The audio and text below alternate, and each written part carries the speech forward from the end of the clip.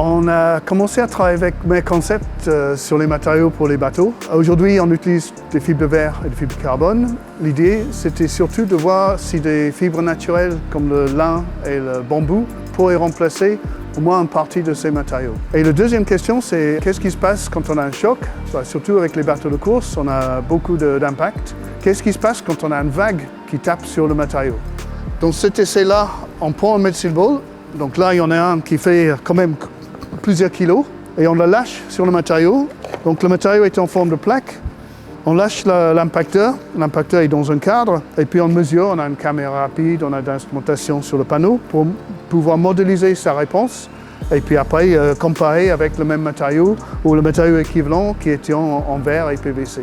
Donc on peut remplacer les matériaux existants avec un matériau qui est naturel et recyclable. Donc basé sur fibre de lin, fibre de bambou ou mousse à base de polyéthylène PET qui est en gros, c'est des bouteilles recyclées qu'on peut utiliser pour faire la mousse et après on peut encore recycler plusieurs fois derrière. Merconcept a poursuivi, ils ont fait un bateau, un optimiste, sur les mêmes moules que les fibres de verre aujourd'hui et après ils ont aussi fait une analyse de cycle de vie pour un bateau de 6,50 m qui montrait un intérêt pour ce type de matériaux, même pour les bateaux de cette taille-là. Le Gualas, le bateau de Kéros, navigue maintenant depuis plus de 10 ans.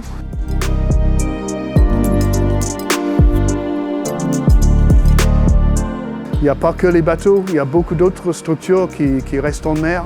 Par exemple des bouées, tout ce qui est instrumentation qu'on met en mer pour court ou long terme. Donc on montre qu'il y a une durabilité suffisante pour ce type d'application. D'autres applications qui nous intéressaient, c'était notamment pour l'énergie marine renouvelable. Si on prend par exemple une pale d'hydrolien, c'est une structure assez grande, typiquement 5 à 10 mètres de long, qui subissent des chocs, la fatigue, des vagues, des turbulences, des courants. Et donc il y a plusieurs projets en cours qui regardent ces matériaux alternatifs, même pour l'énergie marine renouvelable, où on a des structures qui doivent assurer cette performance pendant 10 à 20 ans.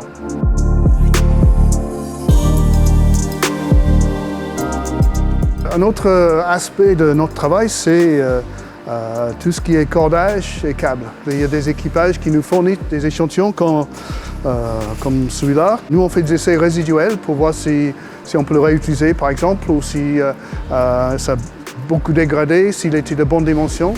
On travaille aussi sur d'autres matériaux.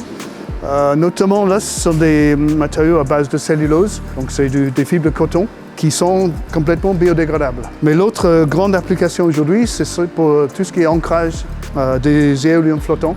Et donc on travaille sur des cordages de ce type-là. Et notre rôle, c'est comprendre comment ça se dégrade, modéliser et puis aider ceux qui conçoivent ces matériaux pour qu'ils tiennent leur durée de vie, qui dans ce cas-là, ça va être 20 ans.